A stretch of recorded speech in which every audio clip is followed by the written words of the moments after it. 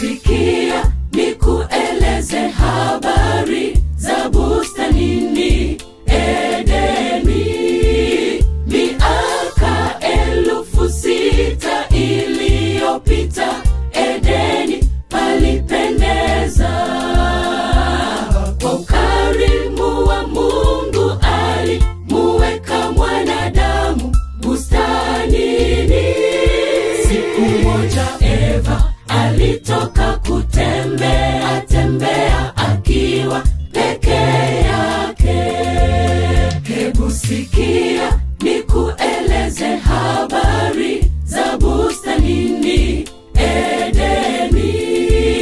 Miaka 6,000 iliyopita Edeni palipendeza. Kwa ukarimu wa Mungu alimuweka mwanadamu bustanini.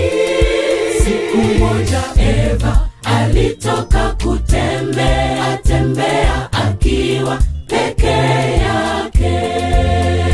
Huko alikutana na nyoka akamdanganya mwanamke ati hivi ndivyo Mungu alivyosema, msile matunda mtakufa. Eva akalila lile tunda akampelekea Adamu. Hapo ndipo dhambi ikaingia, mwanadamu akamwasi Mungu.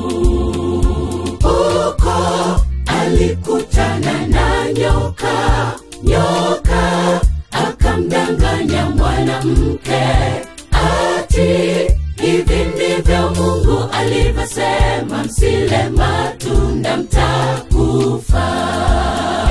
Eva akalila lile tunda akampelekea Adamu. Hapo ndipo dhambi ikaingia, mwanadamu akamwasi Mungu.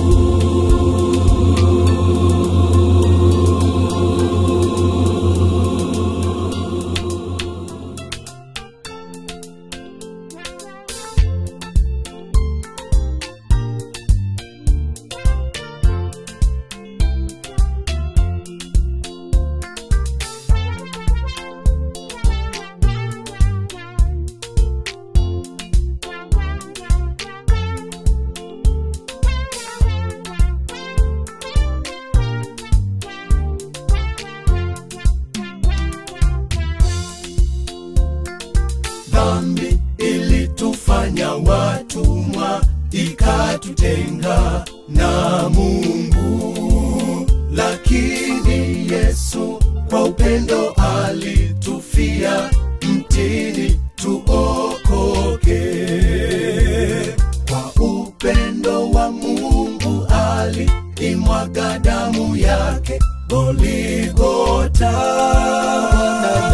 Mimi nilipata ukombozi na neema bure, niko huru. Dhambi ilitufanya watumwa, ikatutenga na Mungu. Lakini Yesu kwa upendo alitufia mtini tuokoke. Kwa upendo wa Mungu alimwaga damu yake Golgotha. Mimi nilipata ukombozi na neema bure, niko huru. Kifo cha Yesu msalabani, sisi tukaupata wokovu, na damu ile iliyomwagika yatutakasa siku zote. Basi tunyenyekee kwa toba ili tusamehewe makosa. Hivyo kila siku tumuombe atusamehe dhambi zetu. Kifo cha Yesu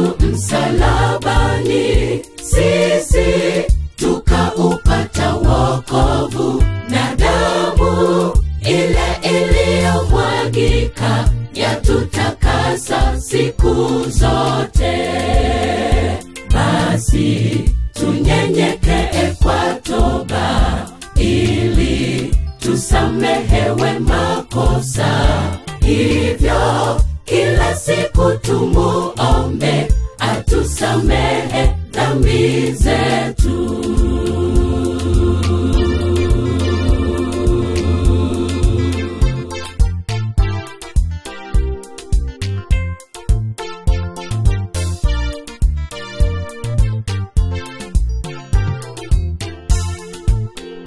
Huko alikutana na nyoka, nyoka akamdanganya mwanamke, ati hivi ndivyo Mungu alivyosema, msile matunda mtakufa.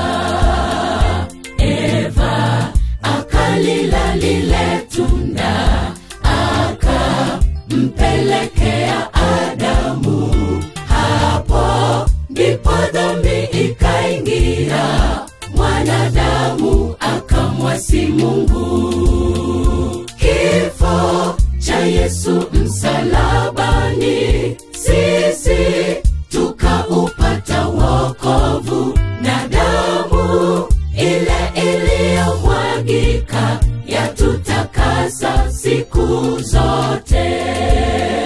Basi tunyenyekee kwa toba ili tusamehewe makosa. Hivyo kila siku tumuombe atusamehe dhambi zetu.